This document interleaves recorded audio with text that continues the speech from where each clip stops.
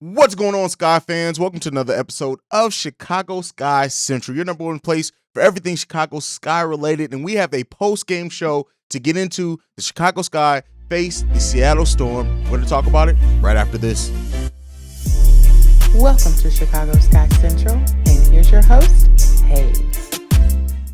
Alrighty, Sky fans. So I'm not going to be before you long today, but we do have to talk about the Chicago Sky getting their 20th victory on the season, clinching their playoff berth, which was never really in question, with a 78-74 victory over the Seattle Storm. Now, this was a really fun game for those who got to watch it live. Another one of those games that were midday during a weekday, but nonetheless, it was just fun to watch. Now, in this game, this is a close game. The Sky only won by 4 points. The Chicago Sky won the first quarter tied the first quarter 19-19, won the second quarter 16-12, and then every other quarter was tied. So all 3 out of the 4 quarters were tied. Third quarter was 21-21, fourth quarter 22-22. It really was that second quarter that the Sky were able to pull away and held the lead for the game after that point. Now, the lead did get bigger than that. It got smaller than that. At one point, the Sky were only up by 2, and it looked like the Storm were going to be able to march back. Did not happen. The Sky were able to hold on to this victory with big buckets down the stretch from Kahleah Copper.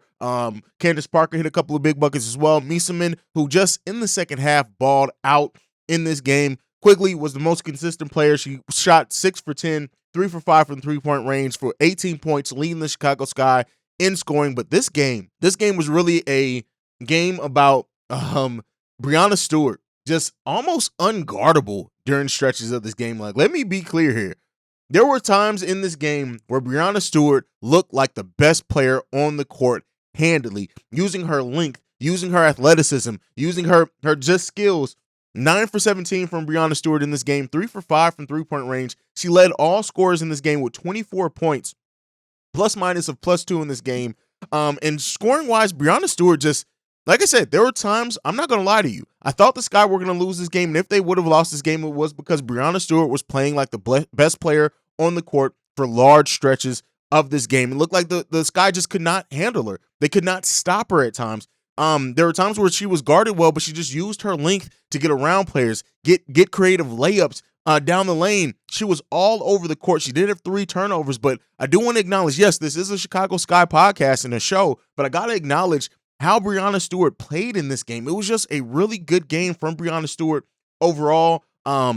Sue Bird in this game, only 9 points, 4 for 7 shooting in her 30 minutes on the court as well. But let's talk about our Chicago Sky players. Candace Parker in this game, 10 points, 5 for 12 shooting. Cold night from her from 3 as well. 0 for 3 from the three-point range. She did chip in 8 rebounds, 3 assists, 1 steal, 1 block. Again, as we know with Candace Parker, when the ball isn't necessarily falling for her and she's not scoring big, she does almost everything else on the court every game that just helps her be a overall positive for the game. But Meesseman in this game gets player of the game for me, even though she didn't lead the Sky in scoring. 10 points, 6 assists, 1 steal, 16 points from Meesseman, continuing her hot week from last week. And 7 for 12 in this game, 0 for 1 from three-point range, but she played her butt off in this game. Great game for Meesseman. And Quigley, just, we know what Quigley is at this point. She's one of the most consistent players on this team. She did lead the Sky in scoring with 18 points, as I mentioned before. Kahleah Copper in this game, just a bad shooting night from her as well. 3 for 11 from the field, 1 for 5 from three-point range. She was 4 for 6 from the field, from free throw. Now, she did score 11 points overall, but 4 of those points coming from the free throw lane. But she did chip in other ways. 8 rebounds, 2 assists, 1 block from her. And she, like I said before, she hit a key 3. The 1 3 that she did hit was a key one down the stretch where it looked like the Storm were trying to march back. Alamin still starting for Sloot, who's still in concussion protocol as well. 4 points, 2 for 4 shooting, 2 rebounds, 2 assists, 1 steal from her. She's playing pretty well, just stepping into that role, playing outside of her normal role. But our bench showing up big with 19 total points coming off the bench. We only went 3 deep in the bench today, with Azurá Stevens chipping in 8 points on 4 of 9 shooting. Rebecca Gardner, 3 for 5 shooting, chipping in 6 points, a plus minus of +16. And Dana Evans as well, 2 for 3 with a plus minus of +17 and 5 points scored in this game. Our bench players came in and played very well. It's key that every starter had a negative plus minus, which makes sense when it's a game this tight. Well, I guess it doesn't really make sense in the game that this tight, But our bench, all positive plus minuses at plus 16 for Stevens, plus 15 for Gardner, and plus 17 for Dana Evans. Our bench really came in. And again, as we continue to show and as I continue to talk about on the show, the Chicago Sky's depth is what saves them in a lot of games. The Chicago Sky could have lost this game. Like, let's be clear. If the Sky would have lost this game, it would have been because the Seattle Storm just played better in stretches in this game.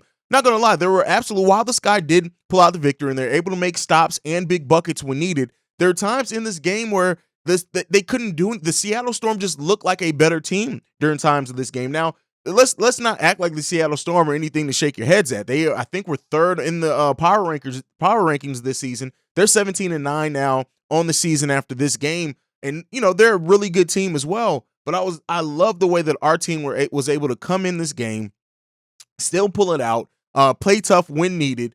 But listen, it's only going to get tougher from here as we still march towards the playoffs, towards that Commissioner's Cup as well, which is probably going to be a preview of the WNBA Finals this year. And they need to tighten up some things. They need to tighten it up on defense. There were times where they just looked like low energy out there defensively. Their rotations weren't quite hitting. Some of their offensive possessions as well, they settled for just bad shots, or a couple of times Candace Parker on one got a shot clock violation because she got the ball with like 4 seconds left, dribbled, and then passed it to Ka, who just didn't have time. By that point, the clock was over with.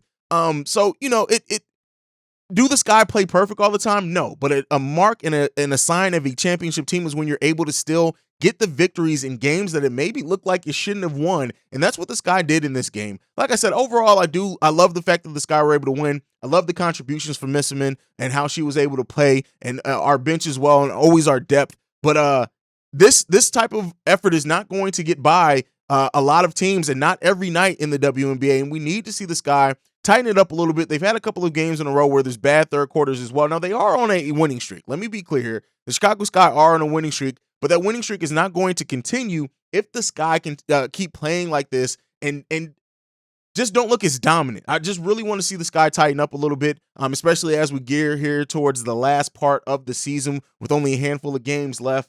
But, like I said, overall, they did win. We are on a 5-game winning streak, and we've won like 10 out of our last 12 or something like that. Like, the Sky have been winning and winning at a high margin.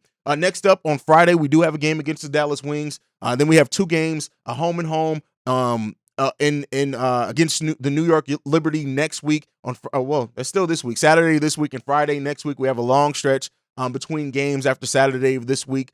But when it's all said and done, the Chicago Sky need to tighten some things up. They go back to put some things on the drawing board. And we're still missing Sloot, who's a big part of what we do. And overall, like I said, we still won the game. And that's the most important thing. Let's be clear here. The most important thing. But I definitely want to see them tighten some things up. Now, we do end the season. Most of our last games are at home. We only have 3 away games for the rest of the season. So that bodes well for us as we get ready to gear up towards the playoffs. And I like that a lot of our games are either televised on CBS or NBA TV, and a couple of ABC games there as well. So we got a lot of nationally televised games coming up here towards the end of the season as we head and march towards the playoffs. But yeah, let me know what you guys think about this game down below. Do you agree with me that the Chicago Sky need to tighten some things up, especially with as you head towards the playoffs? Yeah, some teams may take the foot off the gas a little bit, but I don't want to see the Chicago Sky be one of those teams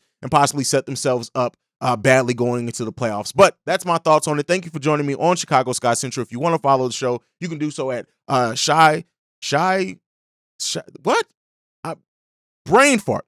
Don't podcast and have brain farts at the same time, people. But if you want to follow us, you can do so at Chicago Sky Pod.